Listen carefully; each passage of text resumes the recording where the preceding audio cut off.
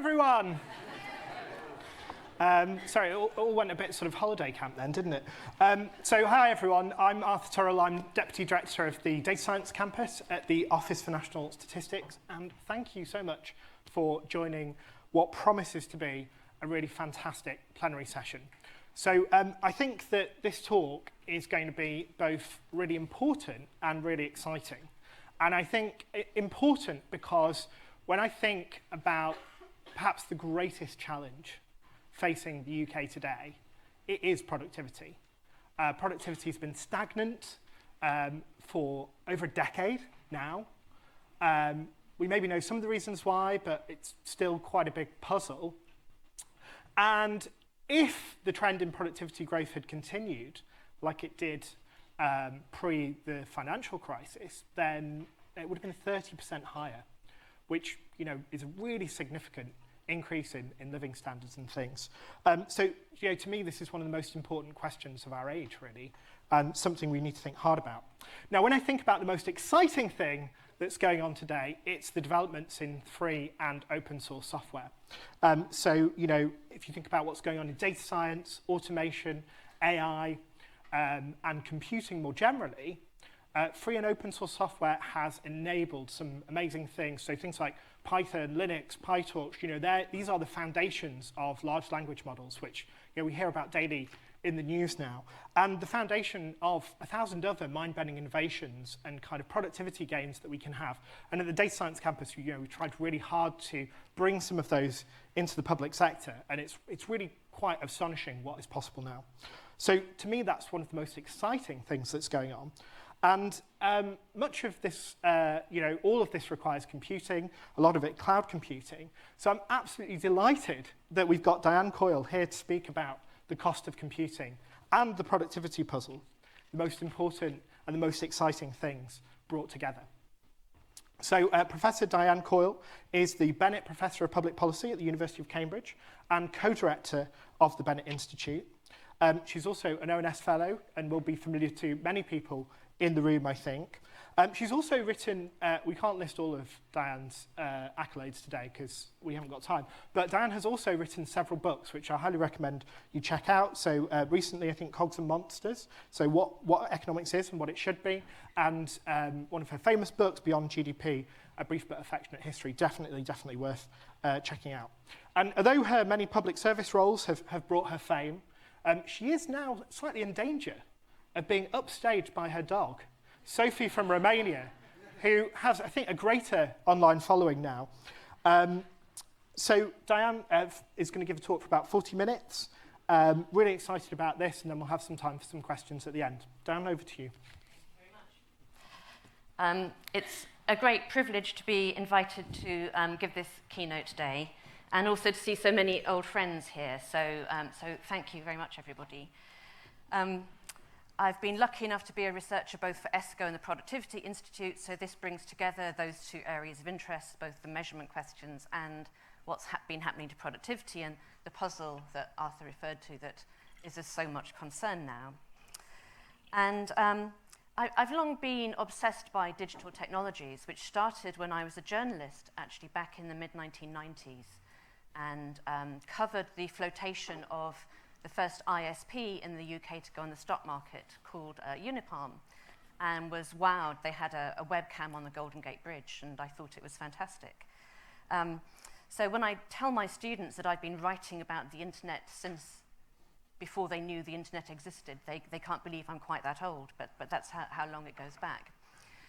What I plan to do today is talk about some quite detailed work and start with quite a specific question, but then broaden out, and hopefully this is one of those quest narratives where we all end up in an unexpected place, having undertaken a journey of personal enrichment. So that's the plan. So as I said, I started writing about this in the mid-1990s and used this metaphor of weightlessness, the weightless world, the weightless economy. This is a chart showing the material footprint of the UK economy per pound of GDP, starting at 100 in 1970, and you can see this long-term trend decline. So it's just an image that captures the increasing shift to the creation of value in the form of intangible value. And some of that is the shift, the straightforward shift to services rather than manufacturing, but also the fact that largely because of digital technologies, a lot of value creation has become intangible. I mean, sadly, I published my first book in 1996, and the chart then started misbehaving for a few years. But that trend has come back down. So it's a substantial shift in the structure of value creation since 1970. It's been quite profound. So that's the sort of structural background to what's been going on. Like the economy has been undergoing these big shifts. But in addition, we've seen these extraordinary technological developments, and they've been in the news quite a bit recently with ChatGPT and its fellows. So I love this star headline, Attack of the Psycho. We don't know what it means, but we're scared. So is this chap, who is one of the incredibly important machine learning scientists who helped develop the new technologies that have been unleashed on us. And there are now quite a few papers out about, oh my goodness, what is this going to mean for jobs? And this is one of the recent ones which ranks what proportion of tasks coded by ONET are going to be exposed to these large language models, and what percentage of employees does that cover. So they are very careful not to put a time frame on this, but it's roughly half of the jobs and half of the tasks in this unspecified time. So a substantial shift in the structure of employment and labour activity in the economy. And this has all happened since ChatGPT was launched in November, and perhaps even more significant, the leak of the llama in mid-February, which is not anything to do with the behaviour of furry animals, but it's the fact that the large language model developed by Facebook became open source through a leak. And as Arthur said, open source has become incredibly important. So that's just in the past few months, but there have been massive innovations in digital since the mid-2000s. And here's a list. It's probably incomplete. I would highlight smartphones and 3G and 5G, which happened from 2007. Apple released the iPhone in 2007, and they diffused very quickly. So now we are always on, all the time. The fact that that combined with the upgrade in wireless telecommunications networks and ongoing upgrades in fixed networks meant that both consumer behavior has been transformed, and also business models have been enabled. So increasingly, if you're setting up a new company, you're going to use a digital native, digital platform type of approach to your business model. So that too is a potentially enormous rewiring of the economy. But loads of these. We have, around my flat in Cambridge, lots of these little delivery robots that are trundling around, taking people's groceries from the co-op. So that's not just a North London phenomenon, it's spread quite widely already. Things like smart watches and clothing, and the potential of the medical devices that are being created. So an amazing array of improvements in the technology, building on previous layers of digital innovation that mean that the way that we lead our lives and the way that businesses can operate has been steadily transforming really quickly. So it's not just AI, it's not just ChatGPT, and all of this since in about a decade, so really fast innovation. So why has productivity slowed down when all this is going on? You know, it is just a restatement of the classic productivity puzzle, which Robert Solow famously stated for the first time in the 1980s. So we seem to keep asking this question about why can't we see in our statistics the effects of digital and the effects of computing. So there are lots of ways of thinking about slicing into the productivity slowdown to understand it better. And so one of the approaches that we've taken at the Bennett Institute is to do this by looking at sectors and starting with some decompositions, identifying where the puzzles appear to be when you go down to that level, and then following up with some perhaps more qualitative research or some firm level data to try and understand it better. And so in a paper published earlier this year, this was the basic decomposition. So this is the with the labour productivity effect the effect on labour productivity, or the contribution to the slowdown in labour productivity ranked by sector. And so this is quite interesting. You can see that, top line, the servant class has obviously been working really hard, been a big positive contribution from activities of employees, households as employers. But then look at the bottom. If we want to understand the slowdown, let's have a look at these. So agriculture, we're getting less efficient at growing our turnips. Maybe that's something to do with labour shortages. Financial and insurance activities, the people in the finance sector would say, well, that's easy, that's to do with increased regulation post-financial crisis. Set those two aside, and then manufacturing and computing jump out, information and communication, which is telecommunications, software, computer services. And so we started to focus in on those two, on manufacturing and computing. And one of the issues there is, well, how are we measuring these things? I was quite surprised that information and communication was second to the bottom in this decomposition, because previously with Richard Hayes at ONS and Mo Abdirahman and Will Stewart, we looked at telecommunications prices, which I'm going to show a slide on that in a moment, but ONS has taken that into account and fed that through into the double deflated national accounts data.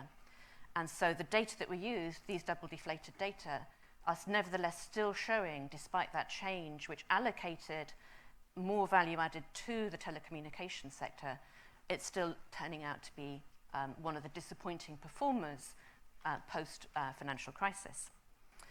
So when we looked at telecommunications, the puzzle posed by the engineers was the official price index, the dark line at the top, had stayed flat. And they said, but what about all of these amazing innovations, the compression, the decreased latency, the improved speeds, the fact that you can access the technology anywhere? Surely there's something wrong with the price index. And so over a series of papers, we looked at some alternatives which really vary in how they allocate weights. So the bottom red line is a unit value index. On the presumption that a byte of data is a pretty standard thing, if you look at a unit value index, then rather than it being flat, it declined by 90% over this period.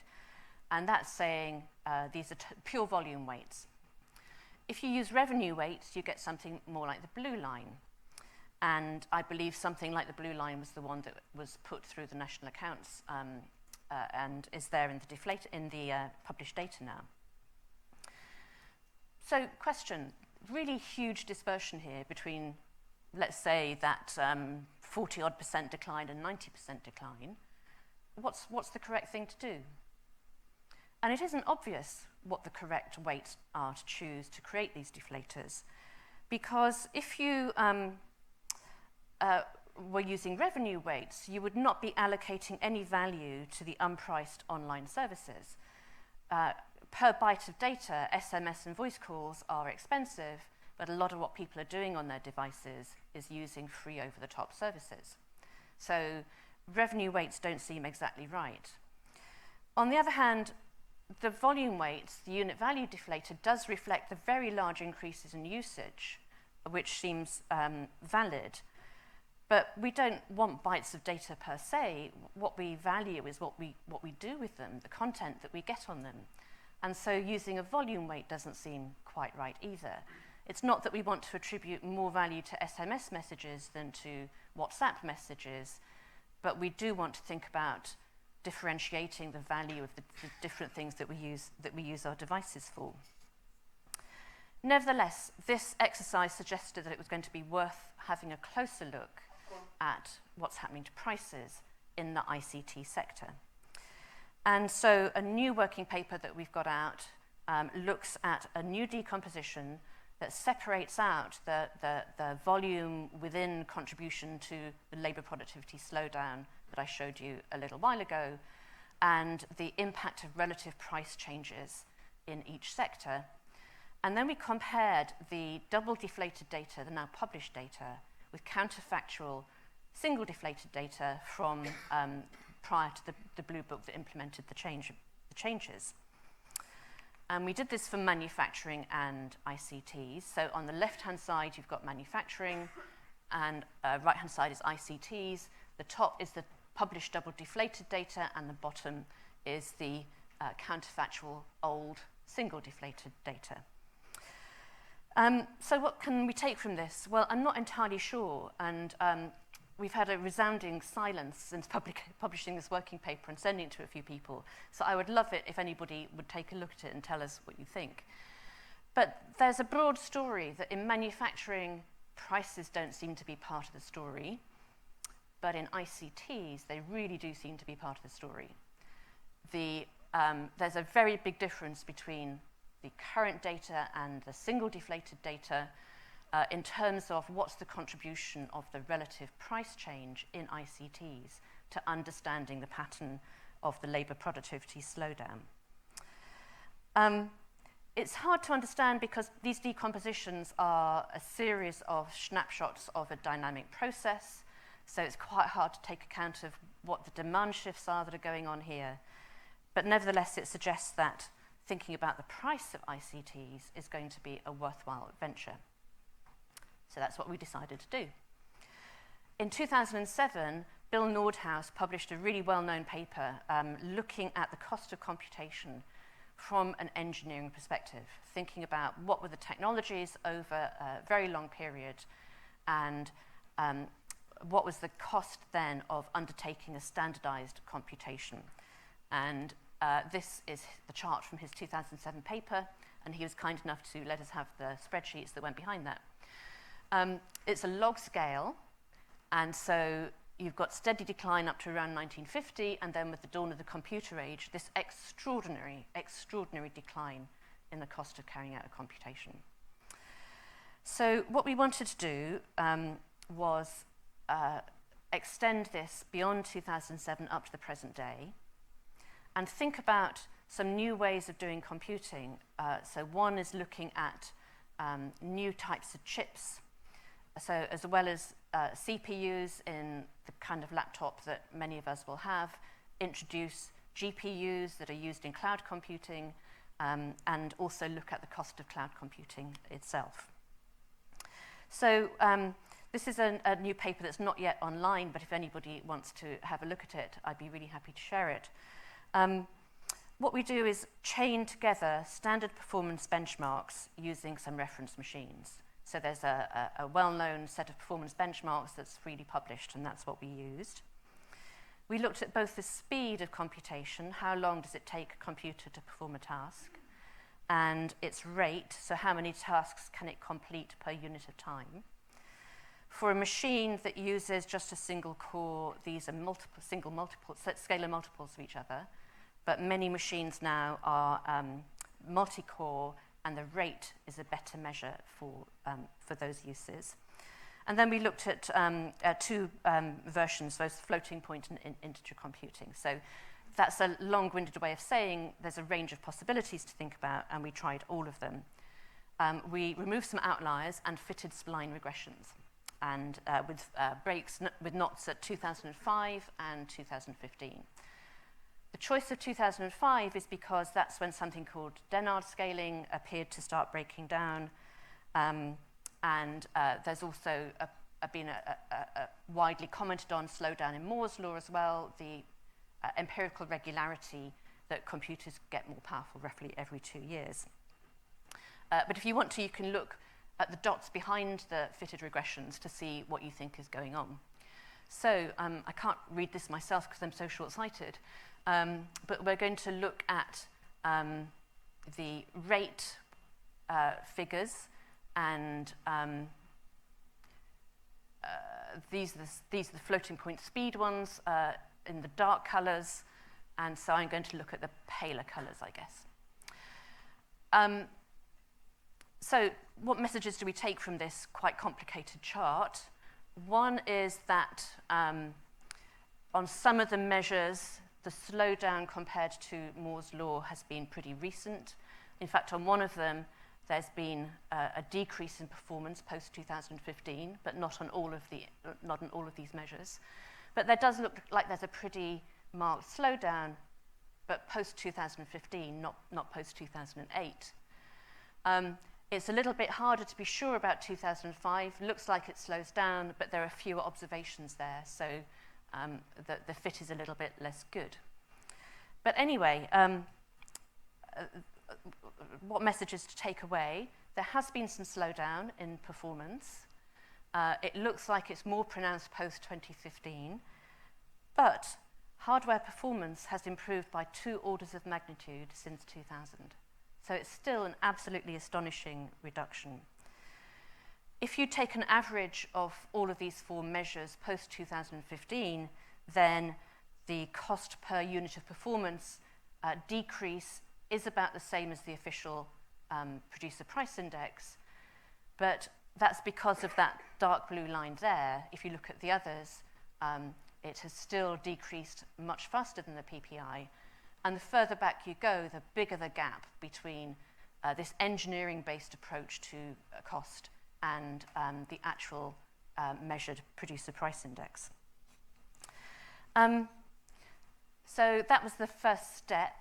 We next wanted to look at GPUs, graphical processing units introduced for graphical purposes, but increasingly used in cloud data centers, and they have much higher performance capabilities. So there's some shift over time from doing computing using CPUs to doing computing using GPUs. We don't know what that shift is, so we're going to have to make some assumptions about that. But we patched together our earlier series with GPUs from 2007 using an overlap. That's when they started being used much more extensively. And we tried some assumptions about what's the growth and usage of GPUs. So that's what happens here. And again, you see there's a substantial decline over time in this particular cost index, cost per unit of performance of GPUs. It's about 14% a year on average over that period. The post-2015 slowdown is there again, and that is statistically significant again, so that's a real phenomenon. But it's still a much bigger slowdown for GPUs than it is for CPUs. So there's a shift over time going on into these higher performance processors whose cost is decreasing faster than the cost of the CPUs, the older types of processors. So again, the story is that there's a huge decline in the cost of computing. So let's think about how that translates into price indices and how it compares to the PPI. And so we've got our 2 indices here. The red one is the CPUs alone.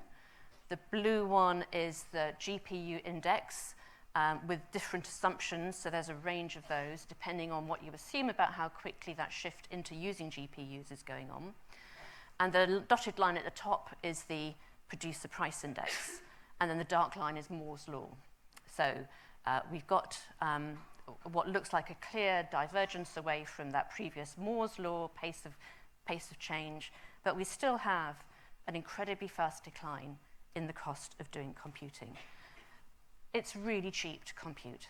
It's really cheap.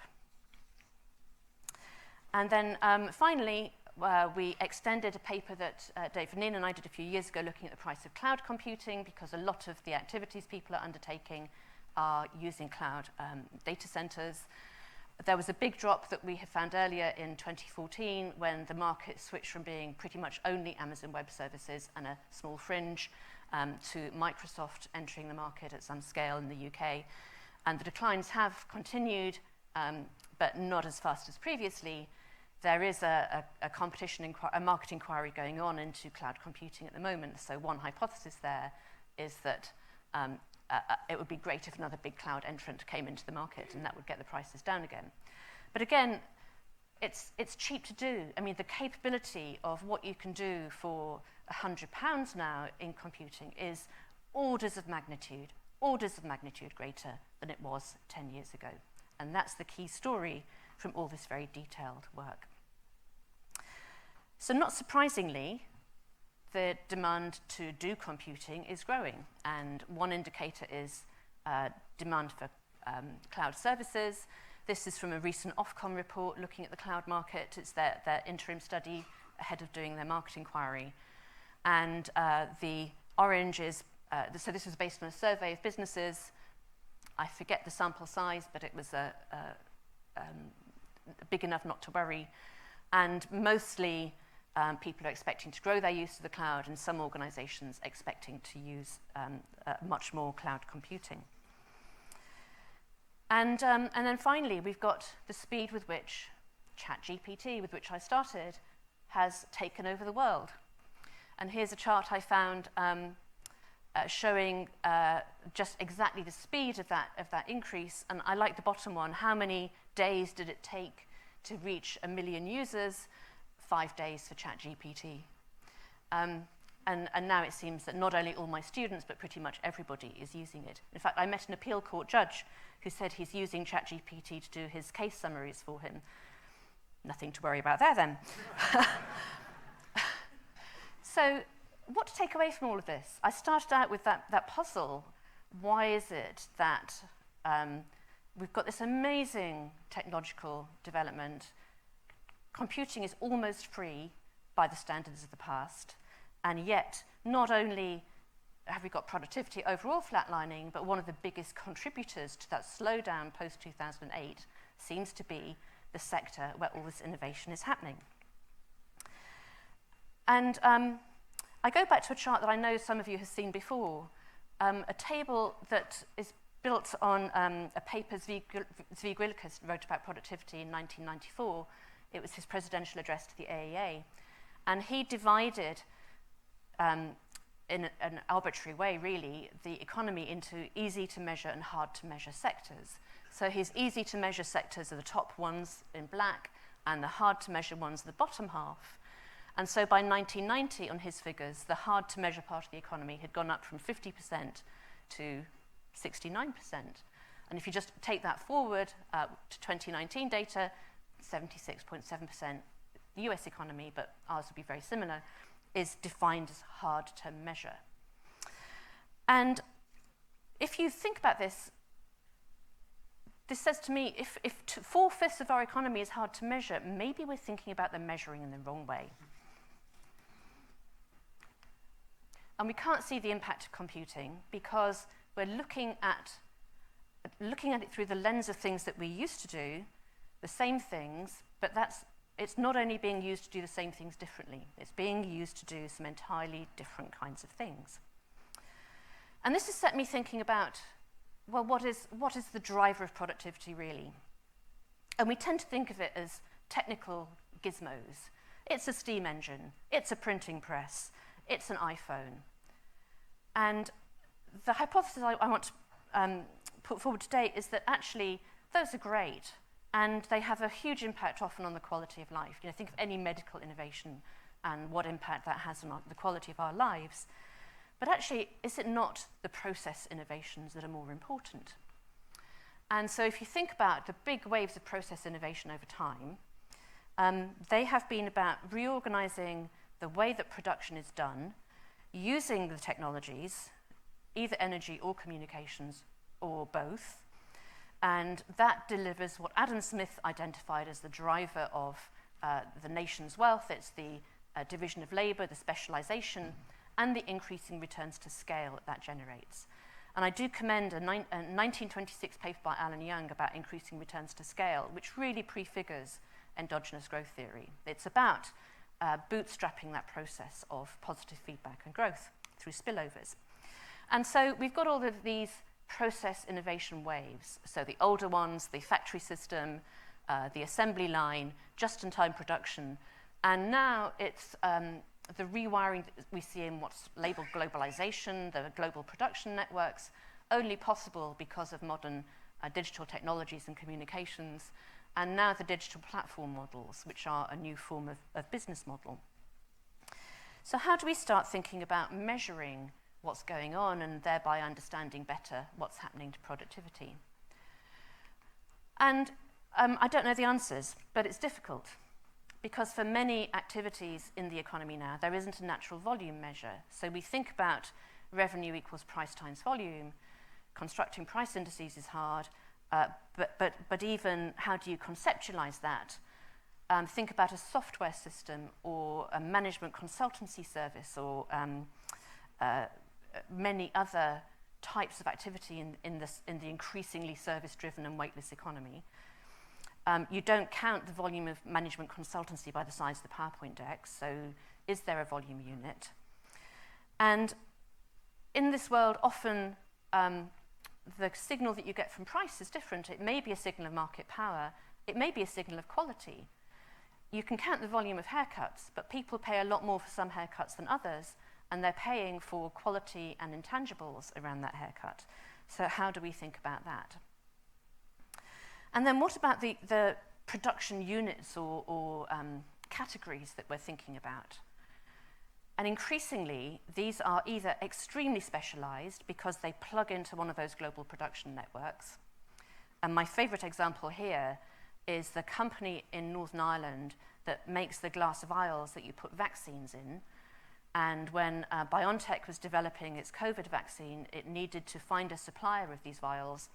And so it had to get bioactive materials to Northern Ireland during the pandemic and during a period when we, in mainland UK, couldn't ship sausages across the Irish Sea. So that's all that company does. It makes glass vials and it puts liquids into them. So that's very specialized, and there are plenty of those. Or there's production where firms bundle a lot of things together.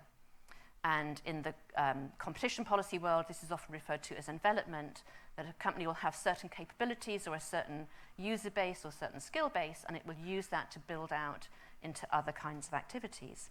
And so the capabilities and the intangibles there become the key differentiators of what firms are able to do. Now, in competition policy days, we often used to joke that nobody made anything anymore. It was all about solutions. And so you've got IT solutions, somebody who will not only provide you with your computers, but develop the software and the system to go around it and provide some training. You can have creative gardening solutions. They will not only plant your flowers and mow your lawn, but they'll redesign your landscaping, build your deck for you, get somebody to come along and mow every 2 weeks for you. Flower solutions, similarly, they will provide not only the flowers, but they will arrange them for you. They'll do the negotiation with the church where the wedding is taking place. Office furniture solutions, they're not selling you a desk, they're selling you a whole office design. Glass fiber insulation solutions, which I loved because that was one of my competition inquiries. We are the leading the change in smarter insulation solutions for a better world. It's fantastic.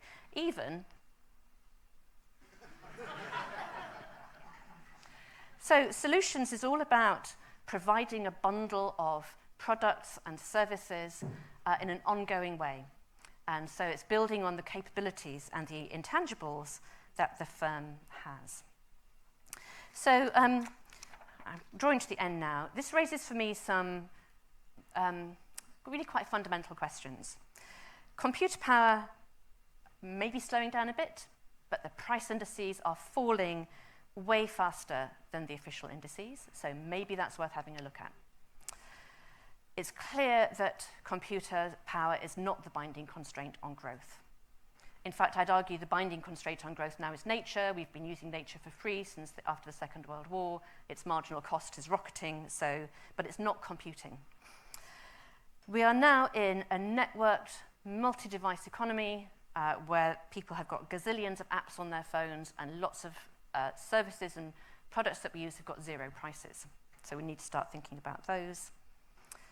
It's clear from a lot of the firm level work that many organizations are finding it difficult to use the technology to introduce process innovations, and so we're seeing increasing divergence among firm performance, which is part of the productivity story.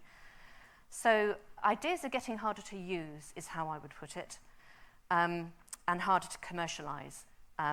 But from the work that we've been doing, computation is not the binding constraint, and there are definitely measurement questions about the price index in that sector. So that leaves a lot of open questions. One of which is, why do some firms find it so hard? What is it about these new digital tools that makes them difficult for firms to use to change their processes when already hundreds of millions of people are using generative AI? Because I'm sure almost everybody in this room has had a play with it, and judges are using it in their work. There's a question about what data do we need to try to understand what's going on in the economy. So the indexes I showed you, we had to make assumptions about what kinds of computing power people are using, so that might be one. We don't really have good insights into the cloud market, and the price chart that I showed you came from web scraping data for one of the instances that Amazon Web Services sells.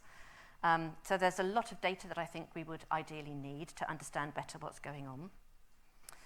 How should we think about understanding the structure of production in this world?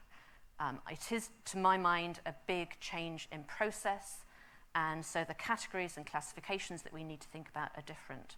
And maybe they're different for the small specialist firms and the bigger multi-capability firms. So how do we think about that? Also, although I don't work on this, thinking about employment and how do we categorize what people do, and should we be thinking in a different way about those task categorizations? One of the things that I'm interested in is thinking about time use, because in a services economy, time is one of the key inputs, both to production and to consumption. And there have been little bits of work over the decades on that. I mean, Gary Becker famously, and some other little bits. And so does that give us a useful perspective on how digital enables productivity advances? And that could go both ways. You could think about, you know, your luxury hairdresser, you pay £100 and you have an hour and a half and they bring you a cup of tea and all of that, you know, all of that stuff. So that's there the time is an index of quality, or it could be that you want something to be speeded up, and that might be the index of productivity improvement. And then more broadly, these price indices questions, because if you're thinking about bundles of activities, and so in the telecoms example, it's a bundle that includes the wires and wireless networks, and the handsets, and the services that sit on top of those, and the ISPs that sit in the middle. But it's not clear where in that chain you allocate the value. And that, I think, is the debate that's been going on about net neutrality, which has been around now for what seems like forever. And this is a tussle between content providers and the people who own the wires about who should bear the cost and who should get the revenues. And so I think even to the people in the business, it's not obvious where to allocate that value, who is creating it and who should gain it. So a huge agenda, and looking forward to the conversation about it. I want to end by thanking my co-authors, at least two of whom are in the room today, and also Dave Byrne and Shane Greenstein, who've been really helpful in thinking through these issues. And thank you. That's it from me.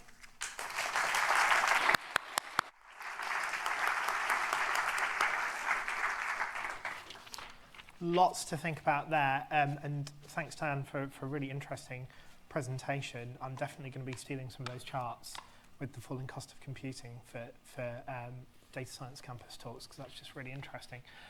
Okay, so we're going to go to the floor now and take some questions. I'll probably take about 3 at a time, and then give Diane a chance to reply to them. So, Martin. Thank you very much for an absolutely fascinating talk. I suppose I can't avoid wondering how important you think these issues are in aggregate. In other words, how far could they be? Thank you very much. How important are these issues in aggregate? How far could they explain the productivity puzzle? Because if they were to, we would have to be arguing that I think the price of consumption hasn't risen nearly as much as the consumer price index, let alone the retail price index, whose problems we know about suggests. Or to put it another way, are the nurses striking simply because the cost of living is mismeasured? Can I take them one at a time, because I'll forget them otherwise? Yeah. Okay, so we'll go for this time. And just a reminder, when you get the mic, just introduce yourself as well. Thank you. I'm going to answer that in 2 parts, Martin. It's a very interesting question. On the first part, how big are they in aggregate?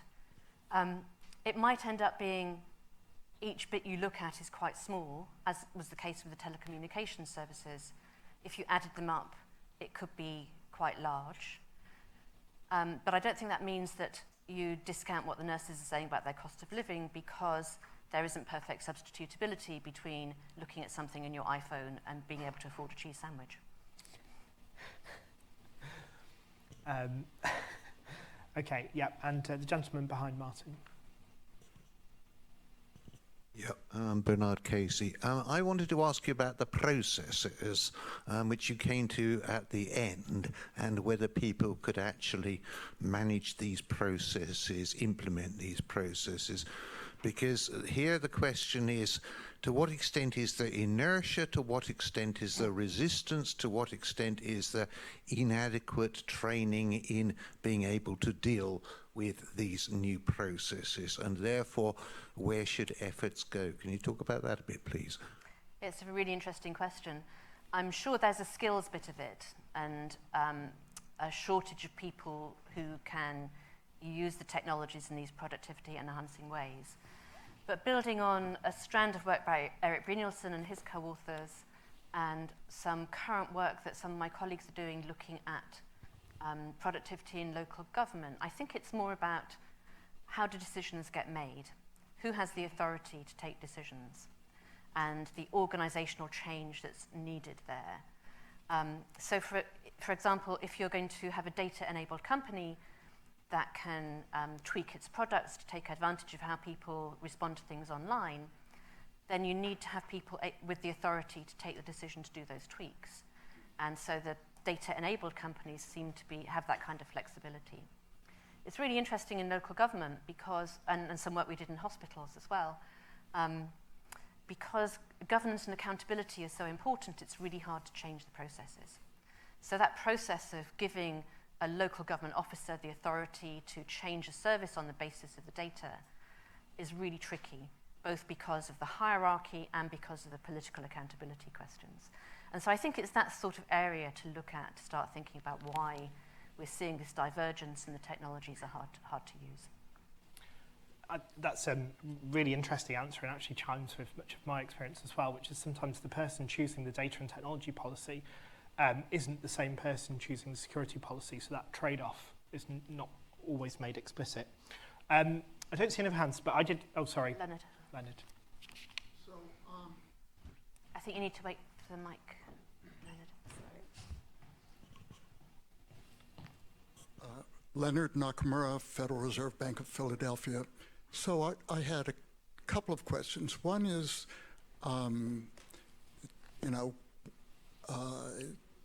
how open source software is exploding over a time frame that's, almost makes a quarter irrelevant as as a unit of measure, a quarter of a year, and related to that is this question of the obsolescence of human knowledge, which is another way of looking at this whole issue of how rapidly firms and individuals can adopt these new things, or and if you have sufficiently rapid obsolescence of knowledge, people may just give up on acquiring the knowledge because why bother? It's going to be made obsolete. There's a question there somewhere, but I'm not sure exactly. Well, one question that it raises is how important is tacit knowledge, which by definition you can't get coded, and I guess we don't know how much difference the new models will make to what we used to, will it change the boundary of where the tacit knowledge lies? Is it a terrible thing if we all, have 3-day weeks and 2-day weeks and so on? So there's the sort of well-being aspect to your question as well. But the open source explosion is extraordinary because I don't know how much people have played with the models, but if you ask ChatGPT or Bard or similar to write you some Python code to do something, it will do it. So you don't need to know how to code Python in the same way. You'd want some basics to understand the architecture, but it's removed that huge barrier. Over time, I suppose the promise there is that the wage premium that goes to people who've got very specialised skills becomes competed away. James Besson has a great book about how this happened with textile technologies in the 19th century. There used to be a huge wage premium to start with because people had to learn how to tweak the machines, and there's lots of tacit knowledge there. Over time, that tacit knowledge got codified, so lots of people could do it. Wages went up because productivity went up. They also evened out, so the dispersion reduced, and working time came down. So that's a sort of dream scenario for these new technologies. Whether we'll get there, who knows? Maybe I should be worried. Did you have a question? Yeah. Sanjay from Harjan from the Office for National Statistics. Firstly, that's an excellent presentation. I think there's a lot in that presentation, very much forward-looking.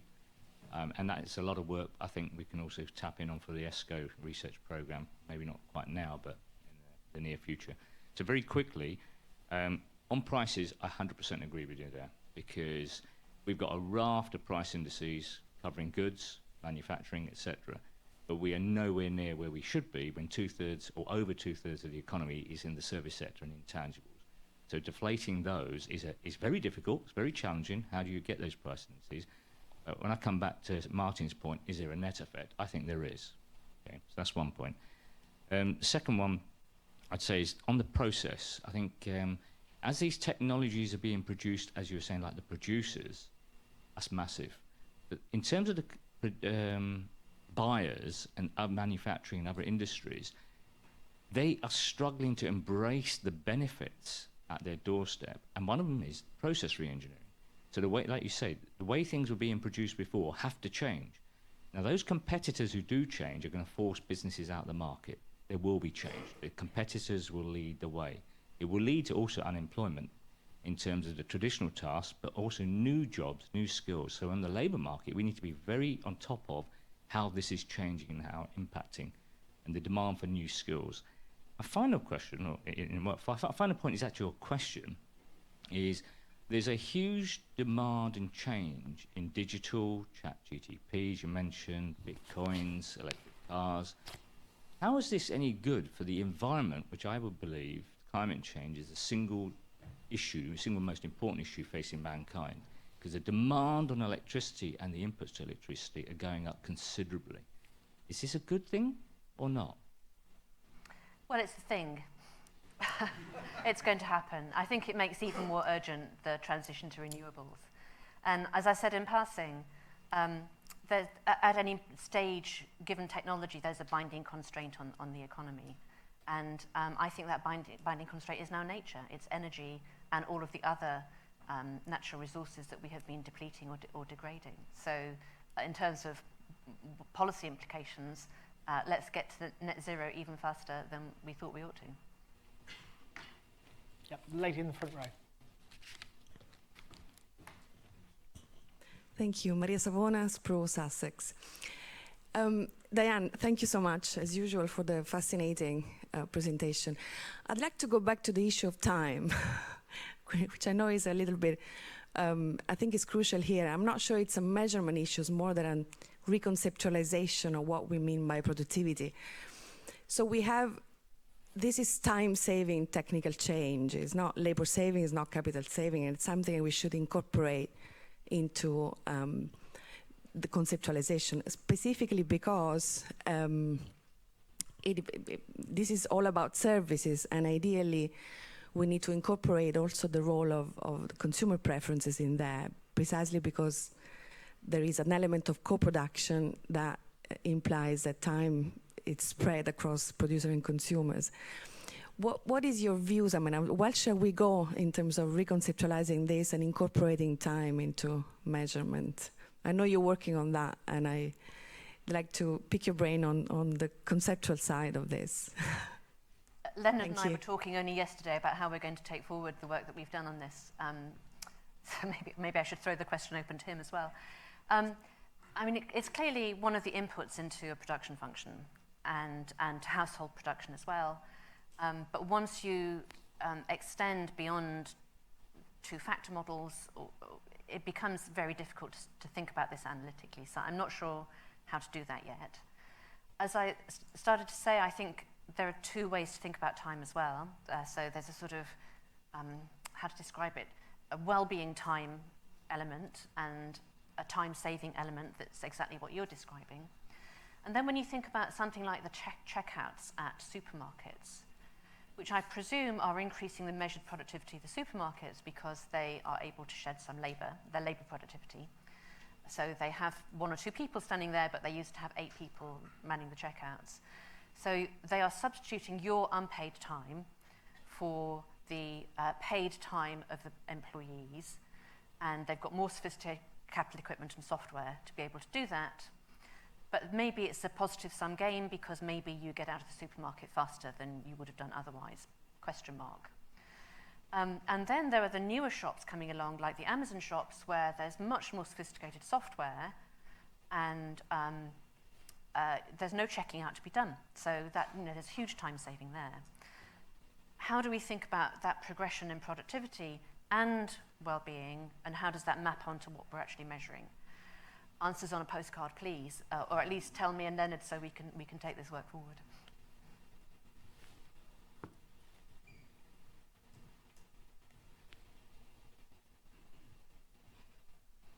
Thank you, Diane. Thomas Charlie, New Merit and Spru University of Sussex. A couple of points. The first question is your chart about productivity decomposition and how different sectors contribute to productivity growth. Is it a UK phenomenon, or is it something which could be beyond the UK? And depending on your answer on that, but what is really interesting there is that these sectors which are contributing to the slowdown are those sectors that may benefit less from computation. You have agriculture, you have manufacturing, except for ICT, on which you then focus. So maybe there's a question about understanding how the adoption in this sector and the use of these technologies in this sector can be increasing productivity or not. And all the sectors which are producing to the increase in productivity are all sectors which can benefit much more from computation. And so perhaps there it might be useful in the ICT, disaggregate and distinguish between those who are producing the computational power and those who are using the computational power, and what's the difference in terms of contributing to growth.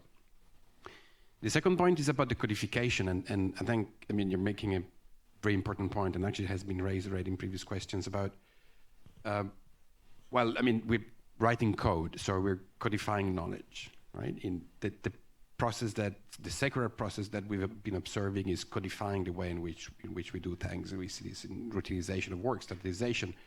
So is there a point there about the concentration of the capabilities which are not codified? So when you talk about the hairdressers, there's 1/100, right? 100 are standardized, and then you have one which is not.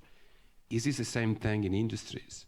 So you have a large company like Google, where there's lots of things, lots of imagination, lots of solutions going on, but then all the imitators of Google and all the competitors are very standardized, and these are small companies which do not benefit from this inventive and tacit activity. So the tacit bit is becoming narrower and narrower. The value is increasing, but it's becoming concentrated in very few firms. Thank you. There's a lot in those questions. On the cross-country comparisons, we did a bit of comparison, and it's broadly the same across the G7 economies. And in manufacturing, it was pharmaceuticals and autos, I think, that stood out. So they're quite sophisticated data and technology using manufacturing sectors. But some of the sectors in that chart that I showed you, are the ICT is the producing software and services sector, and finance is the using sector. So that's a little bit complicated. I think it needs disentangling a bit there. So on the knowledge point, I think that's really interesting. Eric Brynjolfsson and Lindsay Raymond have just published a paper looking at the use of technology, a chatbot essentially, in a call center. And they found that the introduction of the chatbot increased the quality and the productivity of the below average employees. So the knowledge of the above average employees got fed back into the system, and it helped train the below average employees. So the company as a whole saw an improvement in its labour productivity. So I think that goes to the point that you were making in your second question there. And so it could be that we're seeing that tacit ability to learn from sitting with Nelly, as it used to be called in the Lancashire cotton industry. You can now sit with ChatGPT or Bard and learn from them as well. Don't know how that will play out. Okay, fab. So Diane, I just want to touch on something that was raised earlier, which is about the kind of gap between the potential that might be out there to make use of some of these things and the reality. And I was interested in what role you think that kind of enterprise IT and competition might play in that. Now, I'll give you a kind of specific example. So say I'm a firm that produces a very popular operating system, but I also bundle other products with that. It might be that the operating system is kind of the most productive technology out there, but maybe some of the other things that get bundled are not the best in class. Or it's a kind of all-in-one solution, as you mentioned earlier, and employees don't have that empowerment to kind of change things or adopt the latest technologies. So do you think that that's a kind of angle here, and do you think competition policy needs to think about this, or do you think this is outside of the gap between this potential and use? I do think it's something competition policy needs to think about. And there have been differences in the way the EU and the US have approached these different approaches to bundling within the tech sector. And I suppose Microsoft Internet Explorer was a famous case where there was some unbundling, but that hasn't been consistently applied across the different cases in the two jurisdictions. So it is one of the areas where I think competition policy needs to do some more thinking about what's the consumer welfare enhancing structure of these technologies, and what is it that's actually enabling companies to build bigger moats around their business. Thank you. Leonard.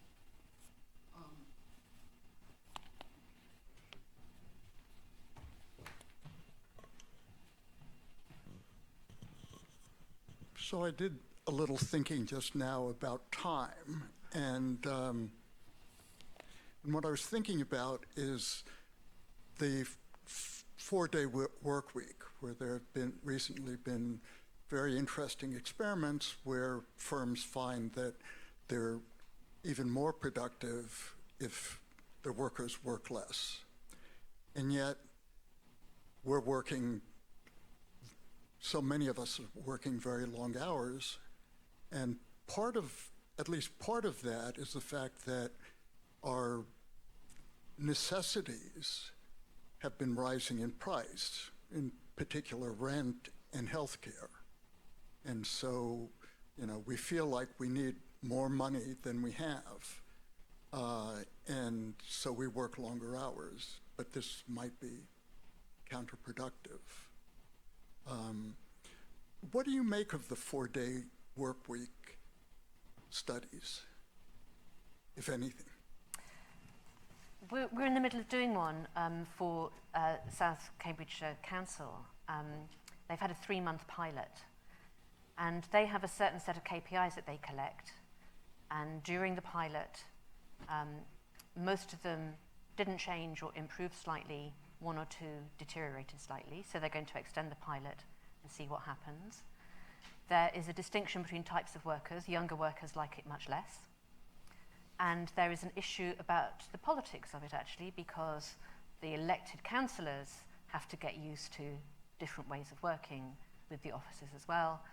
And it will be much harder to do in some kinds of council services than others. Think about waste collection and how you would have to reorganise that to do a 4-day week. So it'll be the same for other kinds of organisations. For short pilots, it looks fine, but it is a big productivity ask. You're asking for essentially roughly a 20% productivity increase.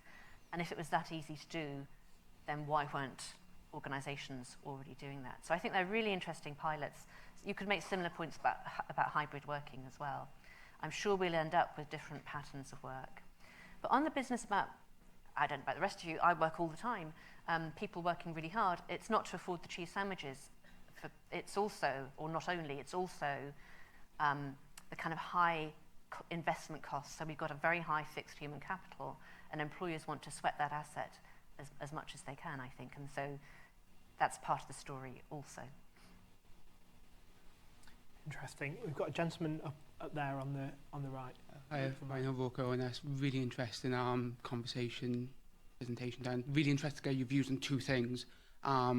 First, bringing this all back to the macroeconomic aggregates. I think the first one you've answered, but very interested to get a direct answer on this, which is the Economist article a couple of weeks ago, which referenced recent research by Goldman Sachs and heavily alluded to Robert Fogel's seminal work on social savings. I think we kind of discussed this, but really interested to get your view on this. Do you think some of the benefits of AI, cloud computing, may not necessarily be seen in productivity figures, but may be seen in social savings? So the way in which we do things, how we act, how we respond, how we work with each other.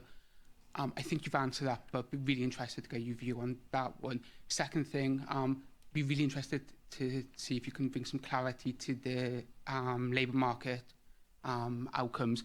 One week I read a paper which says AI is going to completely transform my job as an economist. Another week I read another paper which says, actually no, it's all process, it's going to impact agriculture, healthcare.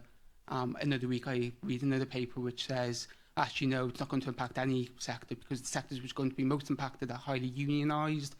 So really interested to see if you could bring some clarity to that particular aggregate question. So starting with the second, I don't think anybody knows. I don't know. But we've had previous waves of automation which have disrupted the labour market and have changed, sent firms out of business, changed which sectors are growing, changed the tasks that people do.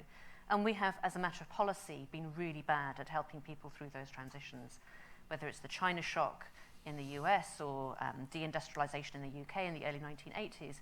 We were just rubbish at helping people with the transitions. So if we know this is coming, for goodness sake, it would be great to think about having some much faster response and understanding better the spatial implications of that as well. Is this going to affect jobs in particular places in the same way as previous waves, or will it be more spread? But that's a long way of saying I don't know. On the social savings point, I think that's very interesting, and I do agree with that, actually. There's something about new technologies that just doesn't lend itself to economic measurement and to capturing in a price index over time. So the capacity, the things that we can do, talking to family members on the other side of the world, the kinds of impacts on our health that some of these new devices are going to have, they're beyond measurement. So I think that social saving point is a really valid one. We had someone in the middle there, yeah. I like to work out the roving mic people, make sure they kind of have to run across from side to side. So, hi, I'm Jasmine and I work at ONS. So I'm just curious, when you talk about measurement, where do you think who needs to lead on making changes to how we think about productivity, so as a whole everyone can change the way they look at it to adapt to the new environment?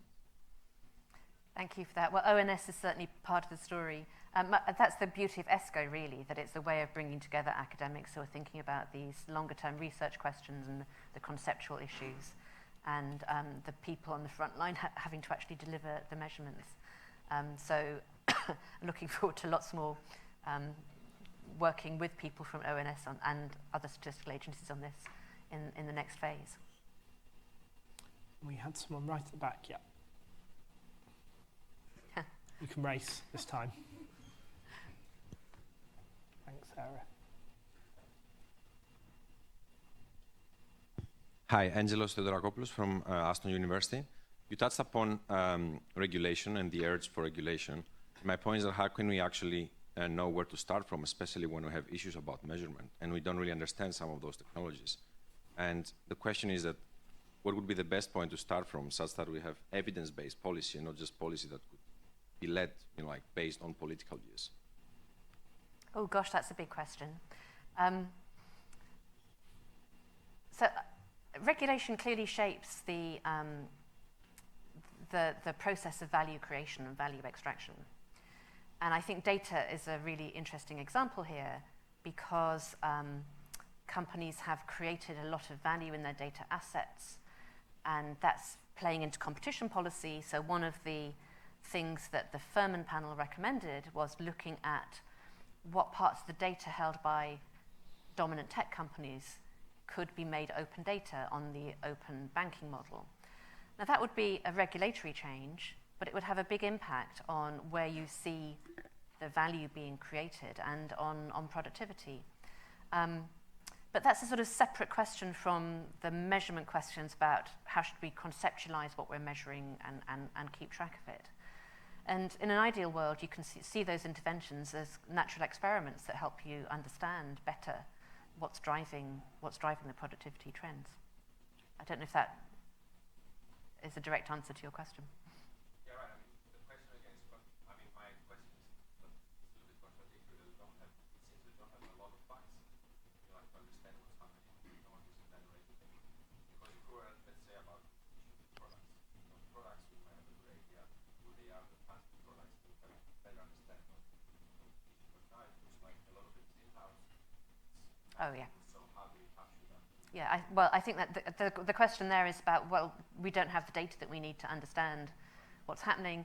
We don't. There's a lot of data need, I think. And as you say, a lot of it is held internally by companies, and so figuring out, I see it as part of their social license to operate. If they are not willing to give the data to policymakers that enables good policy to be developed, then it's a breach of that implicit contract. But getting to that point is obviously a very tricky one because they're very large and powerful companies domiciled elsewhere in the world. Obviously, competition policy has been very much focused on consumer markets, but kind of interested if you'd say they should have an explicit productivity objective as well in their considerations. Or maybe they already do. I'm no expert on competition policy. Largely, it's been the focus on consumer welfare, but I think there is much more interest in competition authorities around the world in supply-side issues, so the monopsony types of questions as well as the consumer end, but also what you might think of as the interface between competition and regulation, be it environmental or these kinds of structural questions. So it's definitely shifting. Yeah, okay. Fab. We've got time for maybe just a couple more questions, and then I know people want to get to lunch. So we've got someone up there who hasn't asked a question before, and then we'll come to you. Yeah.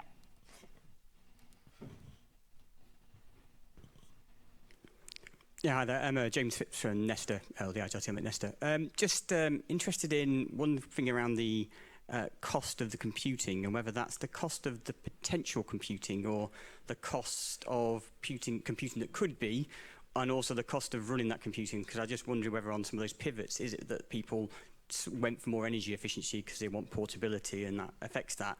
But then also, like from that, the idea of data being the new oil, and how is that changing over time as basically more and more data becomes available? How much computing power do you need just to hold what you've already got? So you've gone from kind of like extracting stuff that's really easy, and now everything is deep water fishing, because my email box now is full of emails from 50 years ago. That means when I search, it takes a long time to find what I'm after because I keep filling it up. Anyway, is that just like a general problem now? The computing need to get value out is just going up because of the cost and the noise and whatever else is blocking the system up. Anyway. So on the first point, we used benchmarks, but there will clearly be variation around that, and people will pay different prices for actual things that they use. But that's not really any different from other aggregated price indices. So the broad picture, I'm very confident about. Like energy costs. Oh, it doesn't include energy costs, no. So on the demand, I think there are two separate issues. One is when something is so cheap, demand goes up, and that's fine. People will be happy to do AI applications in the cloud because it's cheap, and that's the kind of standard economic response. But there is software bloat, and I don't think we've got a very good understanding. But to the extent that people are switching from buying Microsoft with all its bloat to using a generative model that's open source and it writes your Python code for you, then you're getting away getting away from that problem over time. Fabulous. Okay, time for one last question.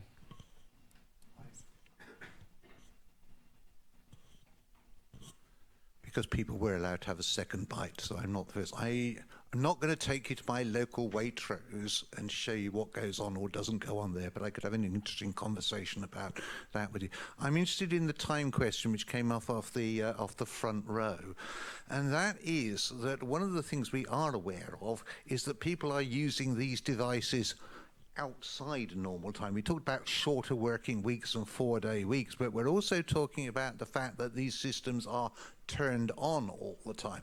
Now, if we're measuring productivity not by per person, but by hours worked, we might actually find that hours worked are immensely extended.